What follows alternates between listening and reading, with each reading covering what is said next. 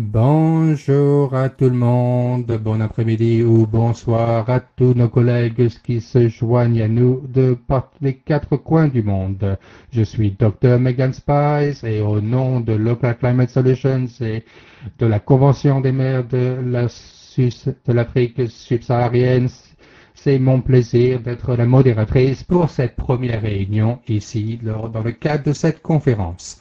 La conférence aujourd'hui s'intéresse aux points les plus urgents des villes africaines. Notre programme de 4 jours a été conçu en collaboration avec une série de partenaires qui travaillent dans les villes africaines. En tant que participant, vous pouvez vous attendre à des discussions provocatrices, des innovations et des échanges interactifs entre les délégués. Vous pouvez nous écouter aujourd'hui en anglais, en français ou en portugais. Pour avoir accès à cette fonctionnalité, veuillez cliquer à votre droite de cet écran pour sélectionner la langue de votre choix et cliquez sur Connect. Si vous voulez éteindre le son original, vous pouvez baisser le volume sur le bas de l'écran en cliquant sur le symbole du son. Si vous avez quelques difficultés, que ce soit avec l'interprétation, le son ou la qualité ou autres éléments techniques, n'hésitez pas à cliquer sur le panneau au-dessus de la page et pour poser les questions et contacter l'équipe technique. Il y a également à droite de la vidéo une session de questions-réponses que nous vous invitons à utiliser. Dans le cadre de cette séance plénière, nous allons recevoir les intervenants suivants. Tout d'abord, son Excellence, Monsieur Bukombo, le maire de Bangui, en République centrafricaine, Son Excellence le maire de Bouaké, en Côte d'Ivoire, Madame Henke, directrice de développement urbain de l'énergie au ministère fédéral du développement et de la coopération, et Monsieur Sheikh Beida, directeur de l'infrastructure et de l'énergie dans la commission de l'Union africaine. Nous commençons avec son Excellence le maire de Bangui qui va répondre à cette question en premier. En tant que ville signataire, quelles sont les stratégies essentielles et actions qui ont été mises en place par le développement de votre plan d'action à l'énergie, donc le CIP, le PAEDC? Merci, mon honorable maire. La deuxième question concerne les partenariats que la ville de Bangui est en cours d'établissement pour mettre en œuvre. Merci beaucoup pour votre contribution précieuse et de nous avoir rappelé les difficultés de financement qui existent actuellement pour un grand nombre de villes africaines. Il est estimé que 762 millions d'euros, comme cela a été dans le cadre du PADEC de la ville de Bangui. L'intervenant suivant est Nicolas Yobo, le maire de Bouaké, honorable maire de Bouaké. Bon, ma première question pour vous est quels sont les projets d'énergie durable qui ont été prioritisés par la ville de Bouaké et comment le processus de PADEC vous a aidé à y parvenir? Merci beaucoup, mon maire honorable. Une question pour vous. Comment est-ce que nous avons pu vous soutenir et ses partenaires ont pu vous soutenir la ville de Bouaké dans la mise en œuvre de ces projets? Enfin, maire, est-ce qu'il y a un message particulier que vous voulez partager avec les villes comme vous qui ont signé cet accord? Et beaucoup pour votre allocution inspirante. J'ai le plaisir d'interroger notre prochaine intervenante, Madame Henke, qui est la directrice du développement de l'infrastructure et à l'MZ, qui, avec l'Union européenne, cofinance cette initiative. Allons voir cet entretien dès maintenant. Nous sommes très actifs, en fait, lorsqu'il s'agit de soutenir des initiatives de ville avec la planification urbaine, le financement d'infrastructures et autres formes de développement. Pouvez-vous nous donner une vue d'ensemble de l'approche stratégique qui a été utilisée dans ce contexte. Oui, merci beaucoup. Je suis ravi de faire cela. Je voudrais d'abord mettre en avant la pertinence de la ville par rapport au climat et au-delà même. Selon moi, les villes sont essentielles au développement durable et à la protection du climat. D'un côté, nous savons que les villes sont responsables de 70% des effets de gaz qui sont préjudiciables à la planète et qui sont menacés par les effets du changement climatique. Et d'un autre côté, les villes ont un impact dans tous les domaines de la ville, de la vie, pour un grand nombre de domaines, pour la santé, pour le développement économique, la mobilité, la qualité de la vie. C'est la promesse principale que les villes ont. Donc, pour moi, les réalisations de l'agenda 2030 ainsi que l'accord de Paris dépendra fortement de ce qui se passe dans les villes et dans le passé du développement des villes. Vous nous avez demandé sur notre approche stratégique. Je voudrais mentionner deux éléments. Premièrement, nous sommes dépendants d'une approche cross-sectorielle, intégrée, qui, dans toutes les villes, parce que nous avons besoin de finances municipales et de planification urbaine qui se penchent vers l'avenir et ne s'intéressent pas aux silos, mais qui adoptent une approche intégrée qui s'intéresse à toutes les besoins de toutes les différentes villes, de la mobilité, de l'eau, l'accès à l'énergie, et infrastructure, toute planification d'investissement doit prendre cette approche intégrée en considération. Et le deuxième principe de notre approche stratégique que je voudrais mentionner. Alors, et le principe aussi que j'aimerais mentionner de ne laisser personne à la traîne, c'est quelque chose que on doit vraiment porter attention aux groupes marginalisés, les personnes vivant sous le seuil de pauvreté, les enfants, les personnes âgées, les communautés LGBTI, les personnes vivant avec handicap, donc les réfugiés, etc. On doit donc avoir une inclusivité et puis nous devons attirer notre attention à cela si on veut avoir des villes durables de par le monde. Et Megan, vous savez, cette conférence telle que vous l'avez mentionnée se focalise sur les finances pour l'infrastructure en zone urbaine. Alors j'aimerais vous lire réitérer trois aspects du changement climatique importants pour nous. Premièrement, c'est que les villes ont besoin d'avoir le pouvoir, mais aussi les ressources pour planifier et investir pour une organisation, une ville durable.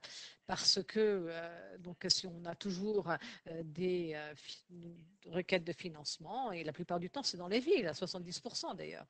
Et puis, quand on parle du financement du climat, une deuxième chose, c'est qu'il faut renforcer les capacités de nos partenaires pour l'appropriation des projets.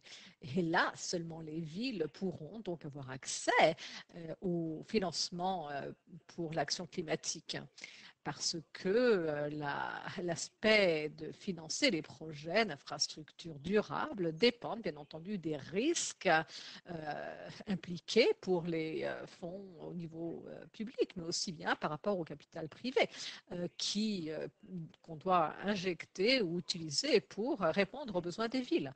Et c'est seulement si on s'adresse à ces risques et si on a des villes qui préparent bien et prudemment leurs projets, qu'on pourra obtenir de telles ressources. Et puis, troisièmement, ce que j'aimerais mentionner, c'est que nous avons besoin d'augmenter donc la signature des villes au travers de garanties. Voilà, je pense que c'est la première chose à faire avec nos partenaires locaux pour avoir accès au marché des capitaux et puis ensuite d'avoir un soutien et investir dans des infrastructures et des projets d'action climatique indépendamment. Voilà, donc les villes doivent former leur développement et puis voilà, avoir leurs propres revenus, bien entendu, et puis le transfert financier au niveau central vers le niveau local, et puis d'avoir accès au marché financier et par rapport à notre approche stratégique. Voilà, c'est ce que je préconise. Voilà, donc merci beaucoup, préconise, pardon. Et puis voilà, c'est fantastique d'entendre parler de vous par rapport à cela. Et particulièrement, c'est vrai que le gouvernement national doit soutenir cela pour qu'on puisse atteindre ces points tels que mentionnés, pour entreprendre des actions tangibles et pour avoir un cofinancement. Oui, on sait très bien, il y a cette initiative, n'est-ce pas, de la Convention des maires en Afrique subsaharienne. Et puis voilà, et donc nous avons 230 villes qui sont signataires de cette initiative par rapport à l'action climatique. Et par rapport aux finances et pour débloquer les finances pour une infrastructure résiliente. Alors, vous avez donc un peu décortiqué cela lors de votre première réponse, mais j'aimerais en savoir davantage par rapport aux actions qui ont été entreprises pour soutenir les villes, particulièrement en Afrique, pour financer cette infrastructure résiliente contre le changement climatique. Nous avons des leaders et nous avons besoin d'un espace, n'est-ce pas, que ce soit donc les agences de financement ou les gouvernements. Qu'en dites-vous? Merci, Megan, pour ces paroles encourageantes qui nous encouragent à en faire davantage d'ailleurs. Alors, pour soutenir les maires d'Afrique envers leur travail de développement et de résilience, eh bien, c'est vrai qu'il y a un grand gap d'investissement, n'est-ce pas, estimé par la Banque de développement africaine d'à peu près annuellement de 710, je pense, milliards de dollars, si j'ai bien entendu.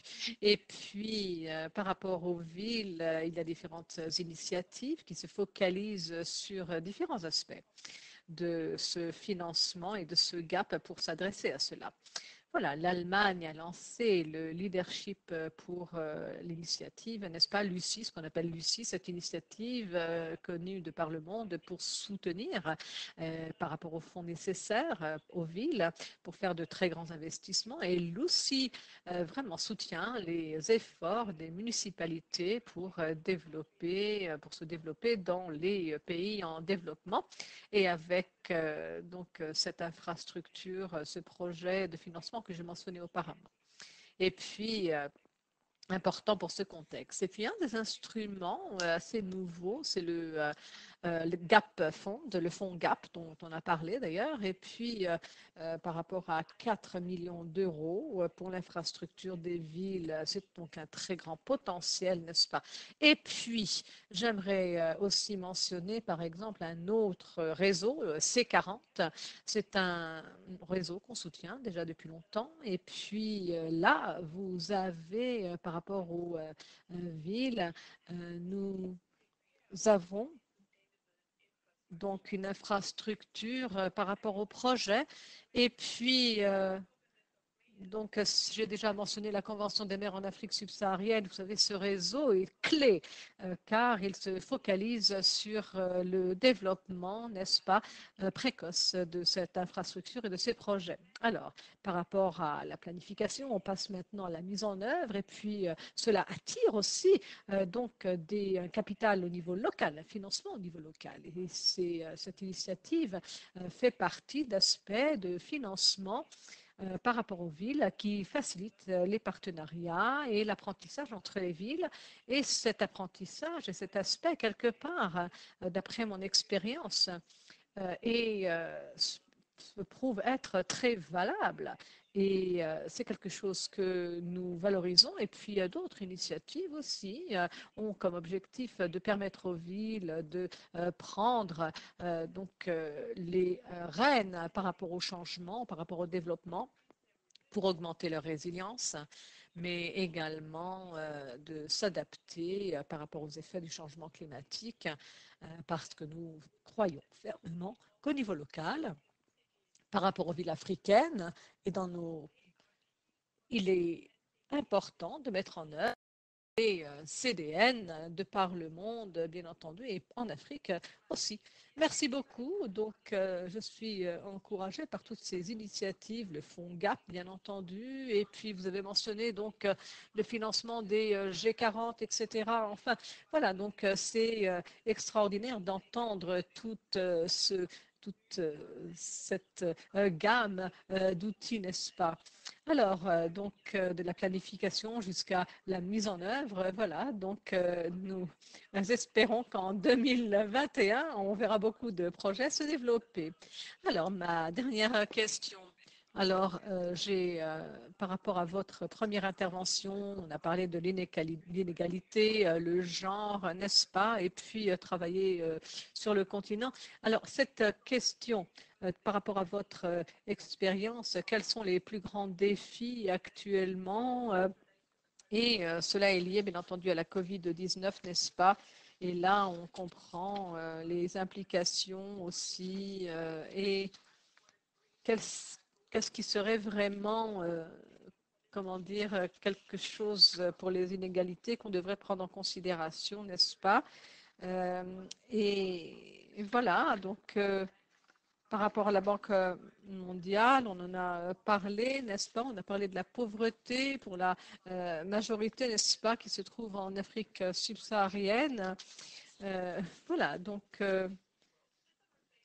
juste un peu vos pensées par rapport aux défis, par rapport à l'Afrique dans les années à venir et aussi par rapport à la pandémie de la COVID-19. Quel va être l'impact sur ces défis? Merci. Oui, merci beaucoup, Megan, pour ces observations importantes et ou ces remarques. Et puis, par rapport aux défis, eh bien, j'aimerais commencer avec le premier, c'est les nombres, bien entendu, les nombres, quand on parle de l'urbanisation, n'est-ce pas, et puis les défis pour les villes pour les années à venir. Et oui, on a donc par exemple des villes d'ici 2050 où il y aura 7 milliards de personnes, par exemple, hein, ou alors 7 millions de personnes, pardon. Et puis là, vous avez donc aussi bien les chiffres qui augmentent de manière démographique. Lorsqu'on parle des mégavilles, nous voyons aussi bien donc un accroissement dans des petites et moyennes villes et ce développement, vous savez, on n'y pense pas. Et cette urbanisation rapide, plus rapide quelque part, plus rapide que ce qu'on peut faire actuellement, ou ce qu'on fait actuellement pour mettre une infrastructure nécessaire pour les villes. Alors, ça, c'est une chose. Et puis, deuxièmement, c'est la rapidité. Ça, c'est non seulement la démographie, mais maintenant la rapidité, oui. Donc, même pas par rapport à la pandémie, par rapport à cette crise, le taux d'urbanisation se fait dans certaines zones d'Afrique où nous avons donc une coopération allemande qui travaille et puis en Europe c'est différent. Donc, ce qu'on a vu en Europe, il y a un siècle de cela, commence maintenant en Afrique dans quelques dizaines d'années. Euh, et nous avons une infrastructure qui est nécessaire. Et d'ici 2050, on n'a même pas encore commencé à construire l'infrastructure qu'il faut. Donc c'est un très grand défi. Et puis, d'après moi, je pense que c'est, je pense qu'il s'agira des choix et puis des prévisions qu'on va entreprendre maintenant. C'est maintenant qu'il faut le faire. Et je pense que c'est vrai que les maires ressentent qu'il faut prendre action. Et par rapport à leur circonscription, ils sentent qu'il y a une crise, ils le ressentent quand ils sortent dans les rues, etc. C'est quelque chose qu'ils vivent au quotidien. Et moi, d'après mon opinion, vous savez, il n'y a pas une situation où on peut fixer les choses du jour au lendemain. Non, il faut qu'il y ait une planification prudente et bien faite. Parce que les mesures qu'on prend maintenant en termes de crise donc les stratégies qu'on peut déployer maintenant, tous ces investissements, toutes ces décisions dans 10 ans vont donc cimenter le développement urbain et les conditions de vie des personnes en Afrique, dans des villes africaines. Et je pense que c'est maintenant qu'on commence avec cela. Et il faut agir, il faut qu'il y ait des ressources disponibles et il faut prendre le temps pour penser donc à la résilience, au développement des villes de manière résiliente. Et puis, il y a deux défis que j'envisage. Un, c'est l'énergie. Et l'accès à l'énergie, bien entendu, c'est fondamental pour les personnes qui vivent dans des zones où la pauvreté sévit, qui n'ont pas de travail, mais aussi bien pour d'autres services tels que la santé ou les services de santé. Donc la synergie est clé et puis nous avons besoin donc de sources durables d'énergie renouvelable pour les populations et par rapport aux choix. Alors, les choix que nous faisons maintenant pour les villes africaines, mais de par le monde aussi, ce n'est pas seulement pour les villes africaines, mais c'est partout dans le monde. Pour l'Afrique maintenant, nous avons donc 600 millions de personnes qui n'ont pas accès à l'énergie encore. Donc les choses, par exemple le choix, ça serait d'utiliser donc les carburants fossiles. De ma perspective, bon, la technologie, je dirais, nous avons quand même cette énergie renouvelable qui avance chaque jour. D'après moi, le choix doit être donc l'énergie renouvelable ou alors décentraliser. Et puis, il y a différentes avenues à explorer. Et puis, d'augmenter l'efficacité de l'énergie. Et ça, c'est par rapport aussi au coût de l'énergie. Cela est lié à cela pour les groupes vulnérables ou marginalisés. Il va falloir donc garder à l'esprit le coût et d'utiliser les énergies renouvelables, qui est très, très promettante pour la création d'emplois, pour la création du bien-être et l'inclusivité. Voilà, j'espère que cela va résonner avec votre question sur la résilience urbaine. Maintenant, avec la COVID-19, mais également d'autres défis tels que les inondations, les cyclones ou des événements de climat extrême.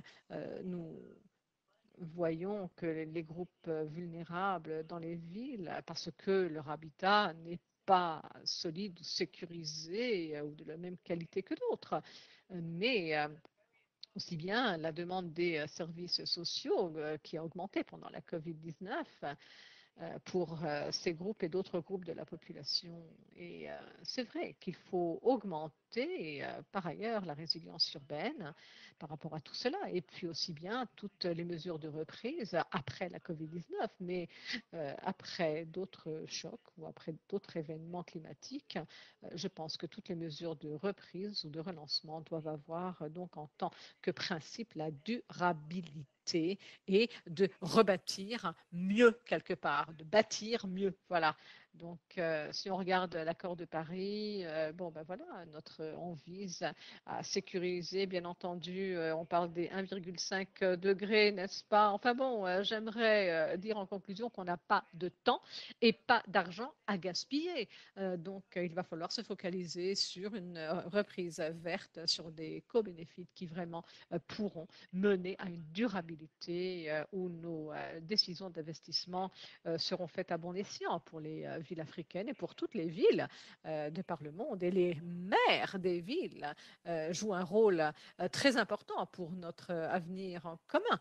Et c'est eux qui peuvent donc promouvoir l'inclusivité, la participation des uns et des autres au niveau local. Bien entendu, ils ont besoin de soutien, ils ont besoin de notre soutien concernant les finances, l'accès donc à des sources fiables de financement, et nous devons donc permettre aux villes de devenir donc la fondation pour notre développement durable contre la lutte du changement climatique. Et puis nous, en Allemagne, on espère pouvoir faire plus pour soutenir le développement urbain dans les villes africaines avec davantage d'initiatives à développer et d'autres mesures qui pourront paver la voie. Et puis, nous sommes prêts à le faire à l'avenir d'ailleurs.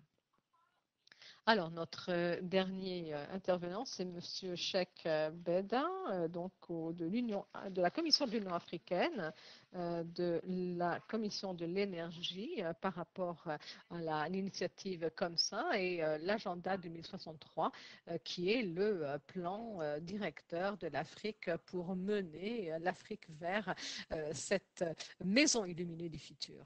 Alors, Monsieur Benet, est-ce que vous pouvez partager avec nous par rapport à cette journée de convention des maires en Afrique subsaharienne? Alors, comment est-ce que on peut intégrer cela dans la stratégie par rapport à l'énergie et au climat? Merci beaucoup donc pour me donner cette occasion de prendre la parole et de faire en sorte que l'Afrique soit projetée, n'est-ce pas, par rapport au monde. Et d'ici 2050, les villes africaines auront donc 950 millions de personnes supplémentaires dans des villes petites et plus larges. Et puis sinon, il y aura des opportunités, bien entendu, mais il y aura aussi des obstacles ou des défis robustes avec une urbanisation qui va s'accroître rapidement dans nos villes, avec une infrastructure, avec un gap d'infrastructure jusqu'à plus de 64% par an, selon la BAD, et qui finance les institutions, les gouvernements et puis les secteurs privés. J'espère qu'on pourra se mettre ensemble pour avoir des mécanismes pour pouvoir surmonter ce gap. Alors, la vision de l'Union africaine et l'agenda 2063 pour une infrastructure de premier plan pour l'énergie. Il est donc nécessaire d'avoir une croissance inclusive, ce qui s'aligne aussi aux ODD adoptés en 2015. Et puis, l'agenda 2063 énumère différents projets, comment cette vision peut être réalisée. Il y a 5 sur 14 de ces projets qui seront sous ma responsabilité pour le département de l'infrastructure et de l'énergie, le transport aérien, et aussi bien donc les corridors pour les trains rapides, périphériques, enfin bon, d'autres sujets. Voilà, donc différents projets par rapport à cette liste d'infrastructures, comme le PDIA, qui donc contribue à cette vision. Alors, le PDIA, par rapport à cela, parle de l'intégration du continent pour promouvoir donc une approche des corridors, multiples corridors intégrés, et puis pour connecter les différentes villes. Voilà, et les industries, il va falloir donc lier les personnes, aussi bien vivant dans les zones rurales, car 60% de nos populations sont toujours dans les zones rurales et complètement déconnectées de l'économie. Je vous remercie.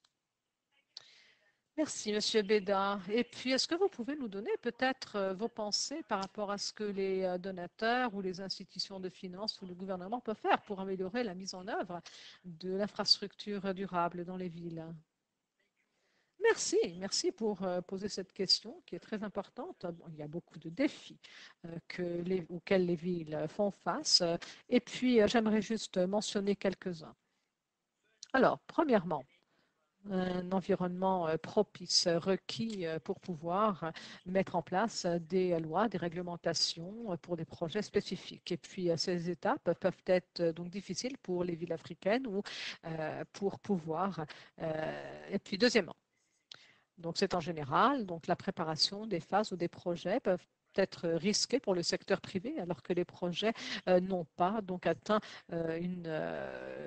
ne se sont pas donc viables financièrement. Et puis par rapport au projet du NEPAD sur l'infrastructure, qui est donc le développement des projets, il y a à peu près 10 à 12% des projets qui arrivent à terme. Alors le manque de financement pour les projets ou le manque de planification, n'est-ce pas, est important. Troisièmement, Parfois.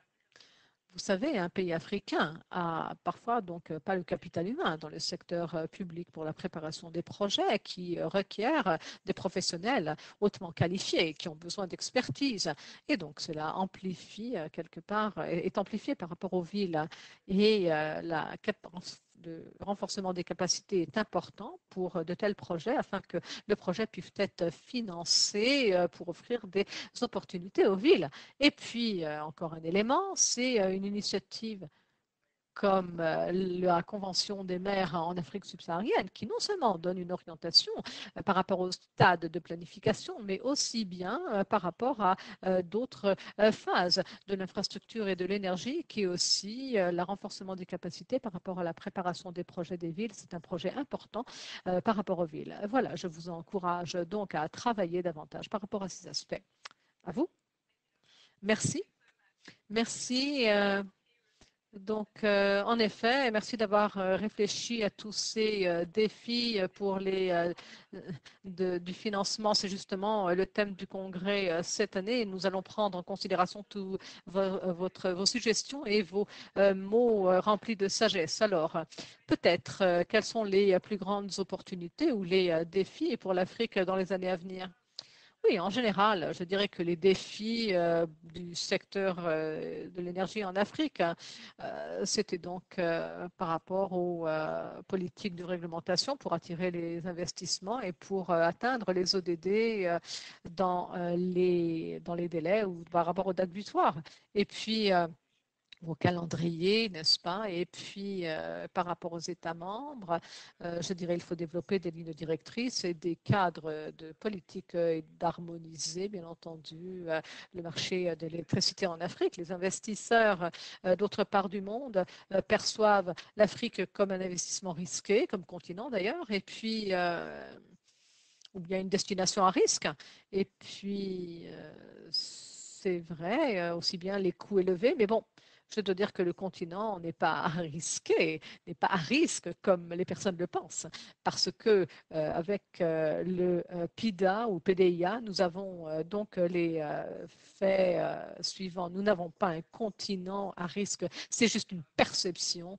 Et puis, on a la possibilité d'œuvrer ensemble avec nos donateurs, avec nos bailleurs de fonds pour changer ce paradigme et pour penser, pour changer cette opinion, cette mauvaise opinion par rapport à nos villes ou par rapport à l'Afrique. C'est une fausse perception, en d'autres mots. Et puis, nos gouvernements demeurent engagés par rapport au travail. On fait un travail extraordinaire par rapport à tout ce qui est lié, comment dirais, aux appels d'offres, l'approvisionnement. Enfin bon, je pense que maintenant, nous avons donc de meilleures réglementations en place à cet égard. Notre continent n'est pas un continent d'une destination à risque. Il y a certains défis, certes, mais je veux indiquer que le continent africain, ou de le dire que c'est risqué, je pense que c'est vraiment exagéré. Et maintenant, pour les années à venir, les effets du changement climatique vont continuer à s'intensifier et cela va vraiment constituer, je dirais, un risque élevé en général pour le monde entier. Et dans les villes africaines, nous avons déjà donc été affectés par cela. Et puis d'un côté, on voit des métropolitaines telles que Cape Town, la ville du Cap en Afrique du Sud, avec des sécheresses, n'est-ce pas, et par rapport à de très faibles précipitations. Et puis on voit aussi d'autres événements, par exemple extrêmes, comme donc Ouganda, Angola, où il y a eu des inondations qui ont mené à plus de 700 personnes déplacées. Et la Convention des maires donc, doit s'adresser à cela pour trouver des solutions pour que l'infrastructure et le développement des villes soient discutés davantage et puis de trouver des résultats tangibles pour atteindre nos objectifs. Je vous remercie à vous. Merci, merci à tous nos intervenants lors de cette plénière et de la part donc du secrétariat de la Convention des maires en Afrique subsaharienne. Nous vous souhaitons des débats fructueux et un apprentissage des uns et des autres.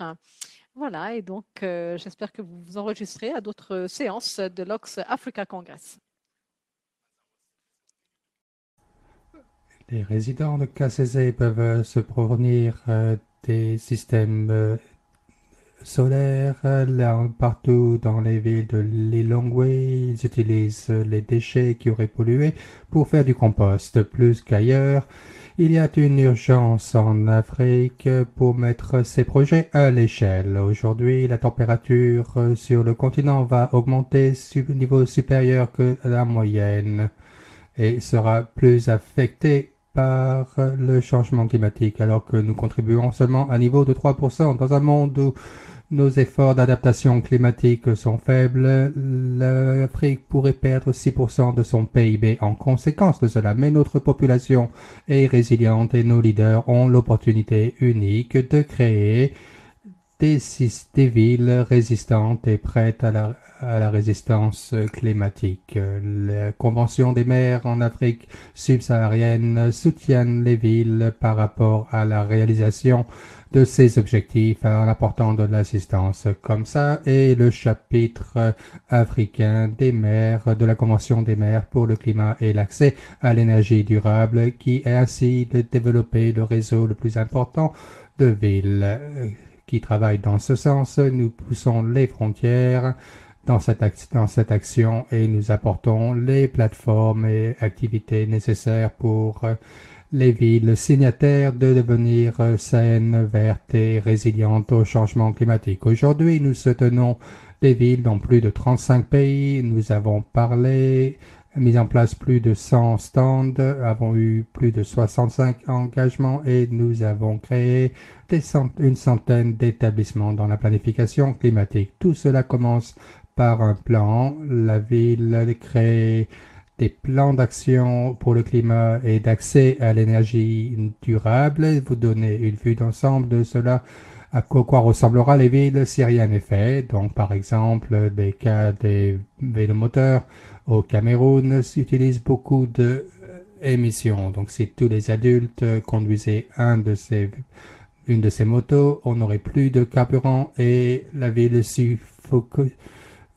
serait asphyxiée. Donc, vous pouvez le voir aussi à Burkina Faso également. Si toutes les familles venaient à couper un arbre toutes les semaines, d'ici 2050, il n'y aurait plus de ville, il n'y aurait plus d'arbres et ce serait un désert. Donc, en mettant de côté les émissions, en apportant un accès aux services de base tels que l'eau, l'assainissement et la santé. Donc cela nécessite des financements. Seulement 3% des financements disponibles dans le monde atteignent l'Afrique pour développer les ressources, pour créer des manières alternatives de rendre leur plan climatique une réalité. Dans le cadre de ces activités, au Bénin, nous avons mis en place un système avec la ville de Copargo où ils ont créé un bassin de rétention d'eau de sorte qu'aujourd'hui, les agriculteurs ont plus d'eau disponible et peuvent ainsi diversifier leurs récoltes et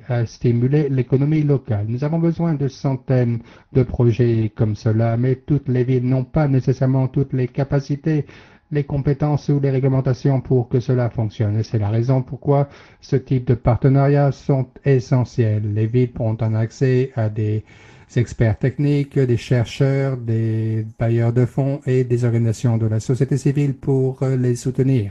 Ils peuvent ainsi partager leurs apprentissages en ligne au travers de différents événements ou plateformes dédiées à ce type d'activité, alors que ces villes prennent des engagements vers l'action climatique. Nous nous joignons à eux, que ce soit un plan d'action, un accès au financement, la mise en œuvre de projets d'infrastructure sur le terrain, l'établissement de partenariats précieux ou le partage d'expériences et de meilleures pratiques avec d'autres villes. Donc ensemble, nous pouvons avoir une expérience véritablement africaine et de partage pour une action pour le climat. Donc dans les prochaines années, comme ça, a l'intention de mobiliser jusqu'à 160 millions d'euros pour des projets pour le climat et l'énergie dans le développement propice, favorable de plans d'action au travers du continent, ce qui signifie qu'il y aura 220 000 tonnes de carbone en moins d'émissions carbone, ce qui représente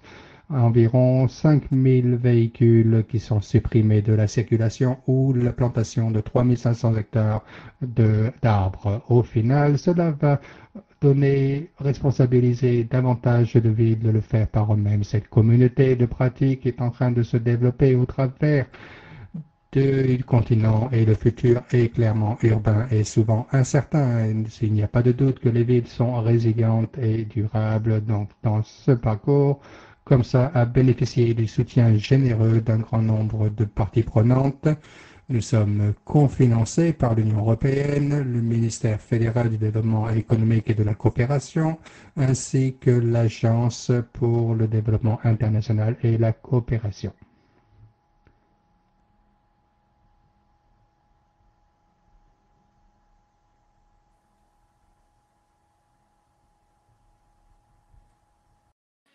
Bonjour, bonjour à tous et puis bienvenue à cette séance concernant la planification prenant en considération le financement.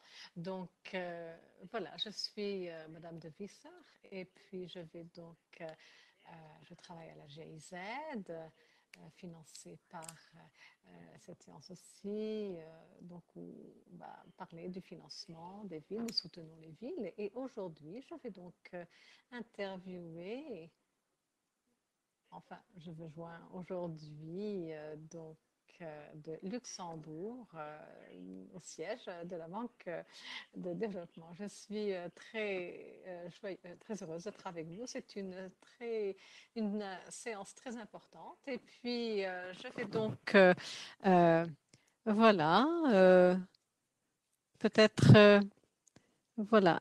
Peut-être qu'on peut voir mon écran ici, oui, c'est ça. Donc voilà, c'est ici une petite explication de la plateforme sur laquelle vous êtes. Du côté technique, donc à droite de votre écran, vous avez donc une case contrôle et là, vous pouvez choisir différentes options. Vous pouvez choisir la langue de votre choix, le portugais, l'anglais, le français. Voilà, donc et voilà, choisissez donc la langue qui vous convient, je vous prie.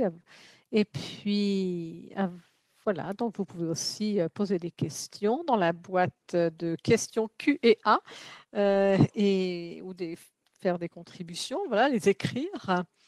Et il y aura donc aussi bien, donc nous allons donc différents intervenants aujourd'hui. Il y a aussi un service donc d'aide au cas où vous avez un problème technique. Voilà, je pense que je n'ai rien oublié du côté technique maintenant. Alors, si vous avez sélectionné le canal, donc veuillez aussi tourner ou peut-être désactiver la source audio pour ne pas entendre de langue en même temps. Voilà, si vous avez des problèmes, veuillez donc contacter l'équipe technique sur le chat. Voilà, donc cette séance est aussi enregistrée, donc vous pourrez l'écouter ensuite sur notre site, sur le site web. Voilà, alors nous aurons en premier quelques intervenants. Et si vous avez des questions, s'il vous plaît, vous pourrez donc les taper dans la boîte de discussion Q&A, des questions-réponses. Et puis, on essaiera d'y répondre pendant la séance. Voilà, donc voilà, je pense que c'était tout.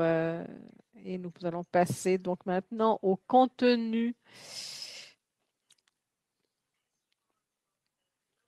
Alors, par rapport aux solutions climatiques en Afrique, une conférence organisée par ICLE Afrique et c'est très pertinent à mon opinion parce que cela est important actuellement et il est nécessaire de s'adapter aussi aux effets du changement climatique. Alors, la redevabilité c'est quelque chose, ou les finances, c'est important. Alors voilà, il faut planifier en considérant le financement. Et voilà, et essayer de répondre aux standards donc internationaux, n'est-ce pas, que ce soit aux autres coûts d'exploitation, etc. Voilà, donc, et pour répondre aux critères, nous, il y a eu donc, il faut répondre à différentes choses. Par exemple sur le climat et l'impact sur les GES dans la région. Et puis, c'est vrai que c'est déjà complexe, et puis en plus, il y a les réglementations, bien entendu. Et voilà, c'est un autre point aussi à prendre en considération. Et puis, c'est vrai que d'avoir le projet, voilà, un bon projet en main, c'est essentiel pour trouver des prêts. Voilà, donc il y a aussi donc un fonds pour la préparation des projets qui peut vous donner donc des conseils ou des pour pouvoir augmenter votre accès à des finances, par exemple. Alors, une de ces fonds pour la préparation de projets. Donc, nous avons la Convention des maires en Afrique subsaharienne, n'est-ce pas? Et puis, cela, il y a différents outils qui se focalisent sur la planification. Et puis, voilà, nous allons parler de ça lors de cette séance. Et n'oublions pas également l'importance des réseaux des villes et le renforcement des capacités, et puis que ce soit dans l'échange, donc au niveau mutuel. Enfin, cette séance aujourd'hui ou ce matin va nous donner donc ce qui est requis pour les villes. Et pour ce faire, nous avons invité différents membres du panel. Donc, Mariam Sel de Expertise France, Sébastien Caro de AFD, et puis Giorgio Aplas de DJ DevSco, donc la Commission européenne, et puis nous avons Cozy Becker de Johannesburg. Alors, après que les panélistes auront parlé, il y aura une séance Q&A. Voilà, donc là, vous pourrez déjà mettre vos questions dans la boîte du chat et on s'assurera le plus possible de pouvoir les poser. Voilà, donc commençons maintenant avec les intervenants. Nous allons donc commencer avec Expertise France, qui est donc un ingénieur en environnement. Et elle travaille avec des organisations intergouvernementales, Marianne Serve, et elle est excusez-nous, le son n'est pas très bon, on a du mal à entendre parfois les fins de phrases apparemment. Voilà, donc Marianne Serve. Alors, est-ce que vous pouvez nous dire par rapport aux défis ou le soutien donné par la Convention des maires et sur les instruments, je pense que euh, par rapport à... Et voilà, donc...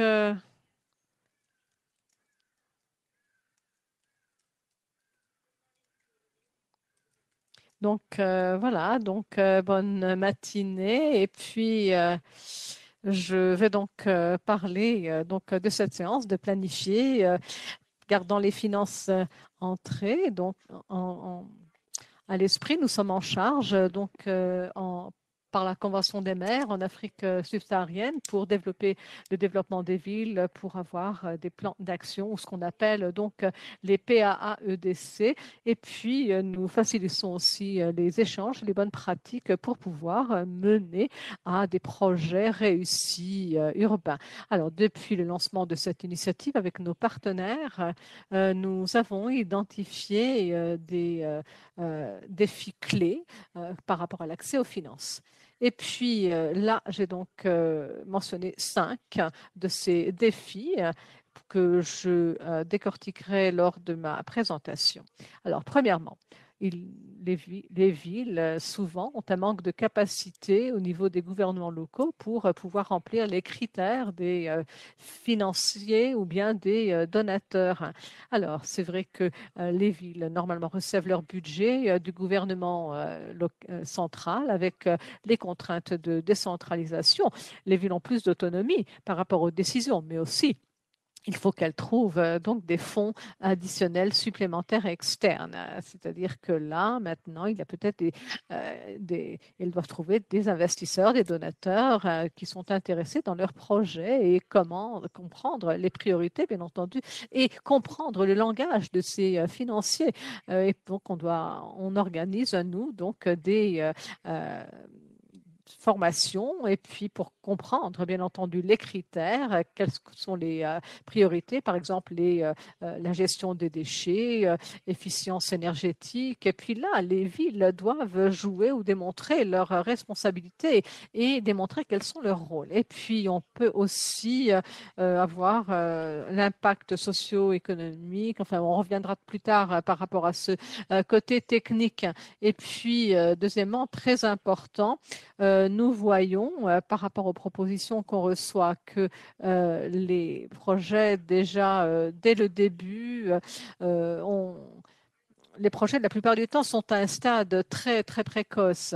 Et ces propositions, la plupart du temps, n'ont pas de justification qui démontre l'impact et les besoins concrets du projet. Et puis aussi bien donc le plan directeur du modèle pour voir comment est-ce que le projet sera efficace à long terme. Et puis ce PAADC est essentiel par rapport à cela pour pouvoir collecter des données de qualité qui aideront à quantifier les émissions GES actuelles et futures pour donc avoir des scénarios pour des villes avec une énergie beaucoup plus propre et évaluer, adapter et puis atténuer les effets du changement climatique. Alors pour vous donner un exemple concret, la semaine dernière, par exemple, nous avons lancé une étude à Bamako et nous avons commencé les formations sur donc l'évaluation du carbone et l'accès à l'énergie.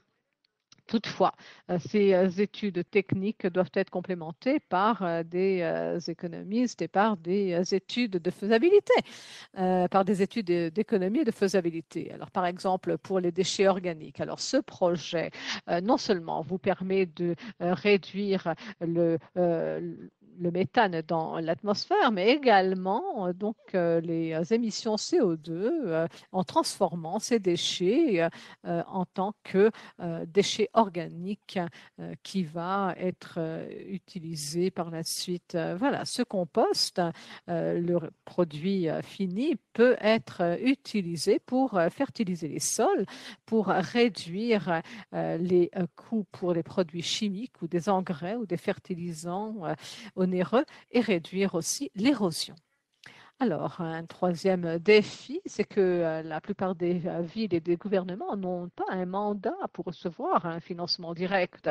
Et c'est par rapport au fait que, de par le passé, les villes dépendaient uniquement du gouvernement central par rapport à son budget. Et donc, c'était surtout que les financements étaient surtout ciblés pour ou octroyés au gouvernement central.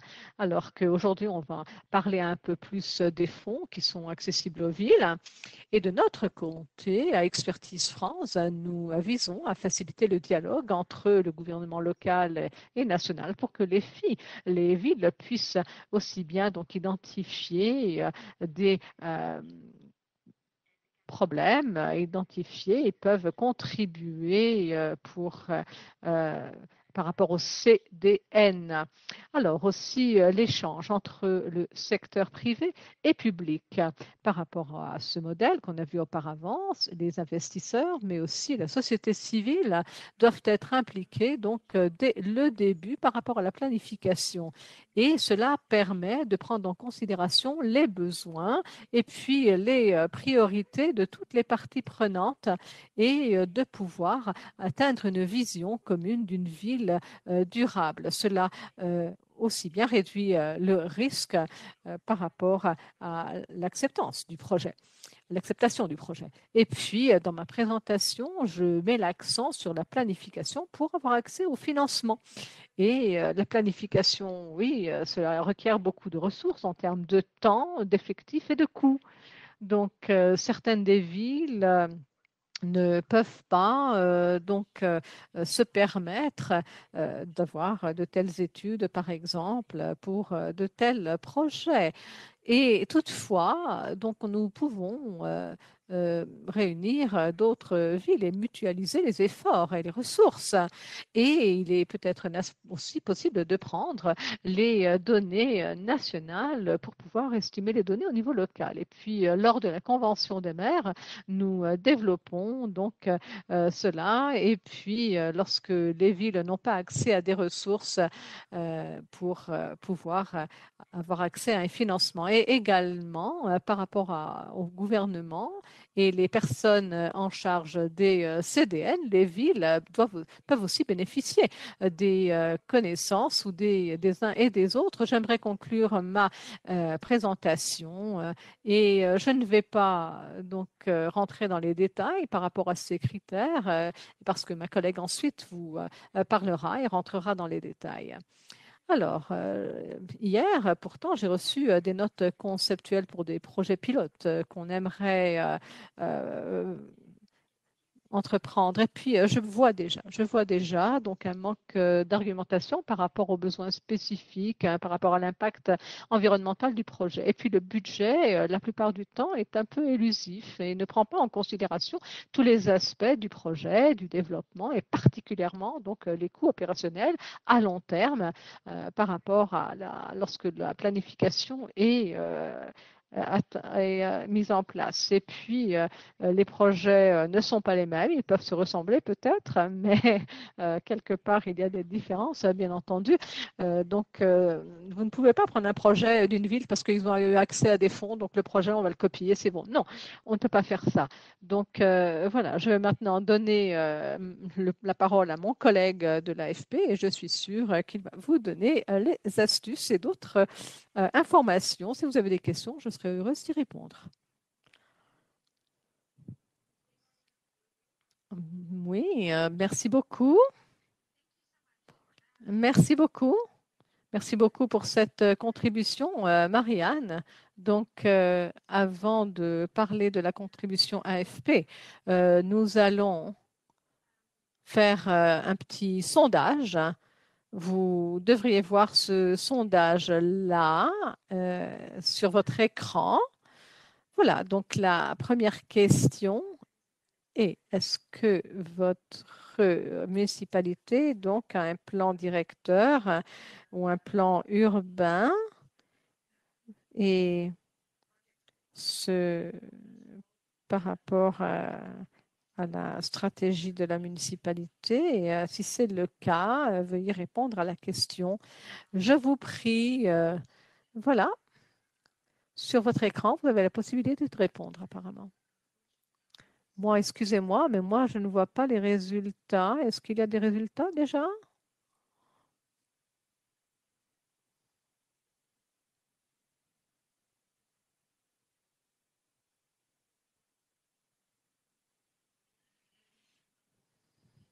Est-ce que quelqu'un peut me dire si vous avez déjà obtenu des résultats par rapport au sondage qui est apparu à l'écran? Il fallait donc cocher la case oui ou non, si vous avez ou pas un plan directeur. Non? Peut-être qu'il y a une autre question qu'on peut envoyer, une deuxième question qui est si les considérations de changement climatique sont intégrées dans les processus de la municipalité. Alors, par exemple, si il y a beaucoup d'aspects sociaux, environnementaux à prendre en considération euh, est-ce que cela est intégré dans ce que vous entreprenez auprès de votre municipalité? Voilà. Vous pouvez aussi répondre.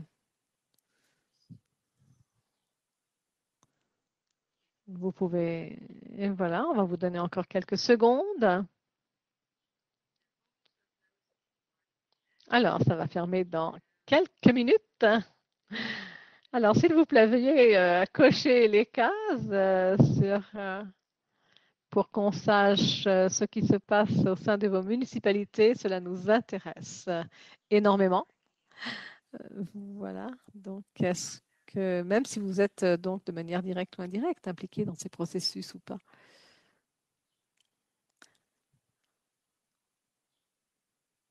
Voilà, je regarde les premières questions. Voilà, donc un plan de développement urbain, donc une stratégie d'ensemble pour les villes. Est-ce que c'est pris en considération le changement climatique par rapport à ces considérations?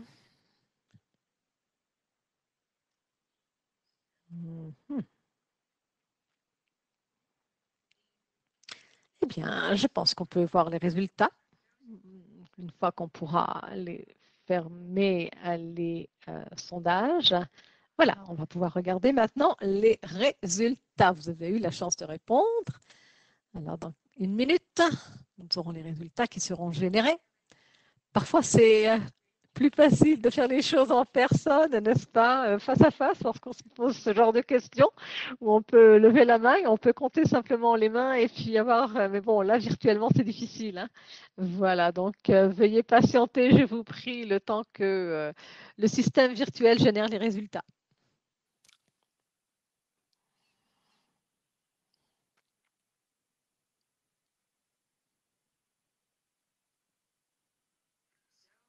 Alors, pour la première question, alors, est-ce que vous avez donc un plan directeur ou un plan donc, nous avons donc 83% qui ont répondu oui. Nous avons un plan de directeur. Ah, 60. Ah, et voilà, donc nous voyons 37% qui a répondu non. Voilà, ou 27%. Et puis voilà, donc c'est quand même très bien. Très bien. Donc voilà, donc il y a encore du travail à faire pour ceux qui n'ont pas dit oui. Et puis, par rapport à la deuxième question, les considérations du changement climatique ont-elles été intégrées dans le processus de planification? Nous voyons 54% de oui, et puis le reste, non. Et à peu près 30% de je ne sais pas. Voilà, donc je pense que c'est assez positif dans l'ensemble. Et par rapport à cette audience, donc dans beaucoup de cas, c'est pris en considération, n'est-ce pas, euh, qui cela joue un rôle important et oui, pour les autres, pour ceux qui ne savent pas, c'est bon, c'est compréhensible, n'est-ce pas? Mais bon, on voit déjà que pour la plupart, ce n'est pas une grande surprise, n'est-ce pas? Et que c'est important que la finance soit liée au changement climatique. Et voilà, et ça sera aussi le cas dans l'avenir, je pense. Merci beaucoup pour avoir participé à ce sondage. Nous allons donc passer à notre prochain orateur maintenant, qui est Sébastien Caro, et qui est le directeur de projet à l'AFP pour l'énergie. Et nous avons donc une vidéo par rapport à l'expérience.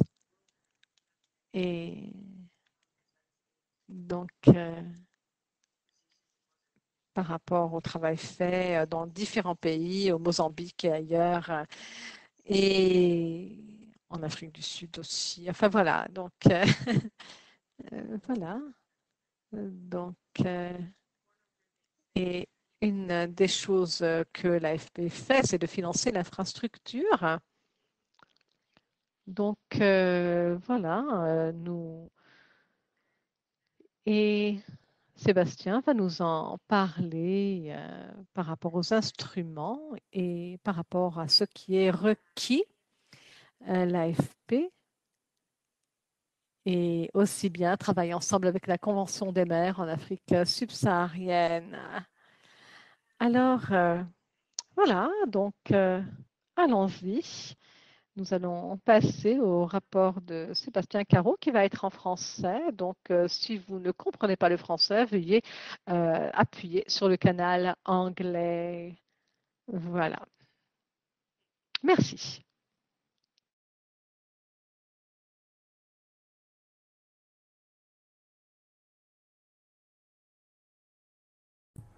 Merci beaucoup pour votre contribution. C'était très intéressant pour nous tous. Je crois que c'était bien de pouvoir voir ce qui se passait dans les coulisses en tant que bailleur de fonds et de savoir quels sont les éléments qui sont importants et à quoi vous vous intéressez dans le cadre de vos activités. Nous avons notre intervention. Comme vous le savez, nous avons un autre sondage. Les questions sont un peu plus courtes. La première question, préparez-vous au public, donc dans vos pays. Est-ce que les villes font des demandes de prêt sans les fonds souverains? La réponse est oui, non ou je ne sais pas, ce n'est peut-être pas de votre domaine, donc où est-ce que les villes peuvent s'adresser pour faire une demande de prêt? La deuxième question pour le public, est-ce que les municipalités se sont déjà trouvées dans des situations où c'était difficile d'identifier des budgets pour travailler? C'est important pour les bailleurs de fonds également. Donc, est-ce que pour que les villes puissent faire fonctionner les services de bus, par exemple, transport public ou les services énergétiques? Veuillez, s'il vous plaît, répondre aux deux questions du sondage. Ce sondage est ouvert maintenant, donc dites-nous ce qu'il en est dans vos villes respectives. Et également, n'hésitez pas à poser des questions dans le chat parce que Sébastien et Marianne, avec leurs contributions qui ont été préenregistrées, mais elles sont présentes avec nous aujourd'hui. Donc, vers la fin de cette séance, nous aurons un temps pour répondre à vos questions. Donc, n'hésitez pas, s'il vous plaît, à nous soumettre vos questions, peut-être en indiquant également qui vous êtes et de quelle ville vous nous suivez. OK. Et je vois... Il n'y a pas de résultat. Veuillez répondre rapidement si vous ne l'avez pas encore fait.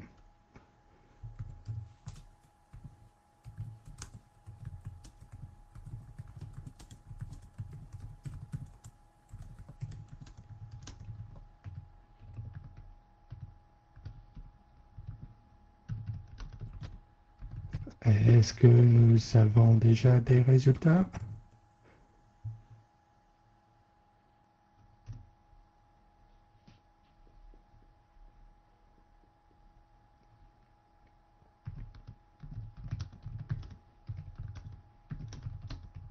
Je sais que le système prend un certain moment pour recueillir les résultats. Je vois qu'il y a des résultats qui nous parviennent. Oui, nous avons les résultats. Non, ce n'est pas ça. Donc, la première question est dans vos pays, est-ce qu'une ville peut faire une demande directe pour des prêts sans avoir une garantie de prêt souverain? 55% oui, 35% ont répondu que non, que dans leur pays cela n'était pas possible, et 39% pour les personnes qui ne savent pas. C'est compréhensible, c'est une question assez technique, donc cela est tout à fait compréhensible. Ce n'est pas quelque chose que vous faites au quotidien, donc je peux comprendre ce chiffre. Nous avons ensuite la deuxième question.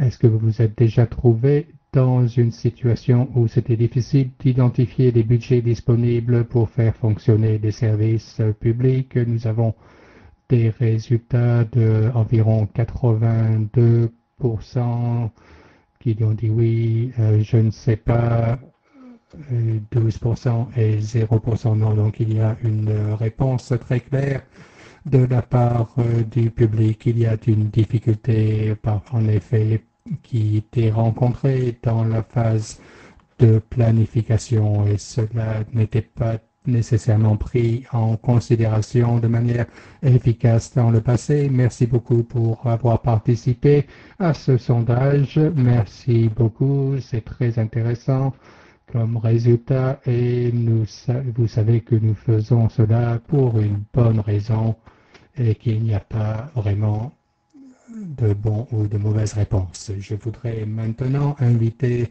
l'intervenant suivant de ce panel, Yorgas Graxiel de la Commission européenne. Giorgio Grapsas, un ingénieur de formation spécialisé dans le développement de programmes de politique d'infrastructure et depuis 8 ans, il travaille dans le domaine de l'énergie durable avec le département économie et sociale de l'Union européenne. La Commission européenne est un des principaux bailleurs de fonds de notre organisme, de la Convention Convention des maires et de leurs activités. Georgios va apporter des éléments sur la perspective des bailleurs de fonds et l'horizon sur le long terme dans le cadre des différents processus, dans le cadre de projets actifs. Donc, cela correspond parfaitement avec les réponses du sondage. Merci d'être avec nous, Georgios, et vous avez maintenant la parole. Merci beaucoup, Ina. Merci de m'avoir invité à participer à cette conférence. Je dois dire que j'ai bien entendu la présentation de l'AFT. Je sais que beaucoup de choses ont déjà été dites. Ma présentation se fera de manière orale et je vais essayer de rentrer en détail dans certaines des problématiques. Je peux voir le professionnalisme de nos partenaires qui ont organisé cette conférence et je peux voir que cela a déjà été résolu d'une manière à une autre. Donc je suis vraiment ravi de pouvoir vous partager avec vous sur ce que les villes peuvent faire pour avoir un accès à des financements de projets durables. Donc la commission l'organisation que je représente, la Commission européenne et la Commission de l'économie et des droits sociaux, nous sommes considérés en fait comme des bailleurs de fonds, mais nous préférons être qualifiés de partenaires plutôt que bailleurs de fonds dans un grand nombre de pays où nous sommes présents en Afrique, une grande présence sur le terrain pour apporter notre assistance et également avec nos partenaires des pays membres de l'Union européenne qui travaillent dans différents domaines. Donc, j'essaie d'être aussi aligné par rapport aux différents agendas. Donc, les villes sont vraiment très importantes pour atteindre des résultats, des objectifs, en particulier dans le cas de la région du Sous-Sahara pour les objectifs vis-à-vis du climat. Donc, il y a un fort besoin, très fort besoin. Il y a beaucoup de bonnes idées et d'enthousiasme. C'est un point que je vais élaborer un peu plus. C'est en fait une manière, un terrain de test par rapport à ce que nous faisons, parce que cette politique en matière de l'environnement, si celle-ci ne fonctionne pas au niveau de la ville, elle doit peut-être être revue et reconçue. Donc les bénéficiaires, ce sont bien sûr les citoyens des villes. Ils peuvent ainsi redéfinir les projets lorsque cela ne marche pas. Nous savons qu'il y a des manques criants de capacité par rapport à la conception d'un grand nombre de ces projets. Et je crois que c'est vraiment ce à quoi nous sommes vraiment confrontés et sur lequel nous devons travailler. La Convention des maires, c'est un projet qui a commencé à quelques pas de mon bureau. Actuellement, c'est financé à hauteur de 45 millions par des subventions de l'Union européenne sous la forme donc de subventions dans le cadre du budget de l'Union européenne. Et je crois que cela a vraiment abordé et s'intéresse vraiment aux défis auxquels l'Afrique fait face et ce que les villes africaines sont confrontées. Donc nous sommes partenaires, nous sommes bailleurs de fonds et nous apprenons beaucoup en fait de cette participation. Donc je voudrais juste revenir un petit peu sur des questions de base sur le type de projet que nous recherchons. Donc, je vais revenir à la base. Donc, nous cherchons des projets de réussite qui peuvent apporter des résultats concrets sur le terrain, des ressources tangibles pour les bénéficiaires et qui soient durables sur le long terme. Ce qui signifie qu'il doit y avoir, ce projet doit pouvoir apporter des avantages sur le long terme et avoir une stratégie qui soit bien définie, qui continuera à exister de manière indépendante et à être financé si cela s'avère nécessaire. Donc les revenus du projet, c'est une question importante en fait, en particulier dans le secteur énergétique. Nous nous intéressons à des projets qui ne sont pas nécessairement faciles à gérer, donc c'est important d'avoir les ressources appropriées. Un autre aspect important est d'avoir des projets qui peuvent être répétés dans différents domaines, mais aussi dans d'autres domaines différents. Donc, c'est comme si vous commencez un petit feu qui peut se propager et montrer la voie, en fait. Et bien entendu, tout cela doit être en conformité absolue avec les normes sociales et environnementales, avec la sensibilité. Nous sommes très sensibles par rapport à toute initiative qui peuvent avoir des effets indésirables ou un impact négatif au niveau social. Donc ça, c'est un élément essentiel. Mais ce que, comme je l'ai dit, nous devons revenir aux principes de base que nous adoptons tous au niveau des agences nationales ou des organisations internationales ou dans le cadre des équipes de gestion de projet. Le projet doit être pertinent, essayer de résoudre un projet, doit être efficace.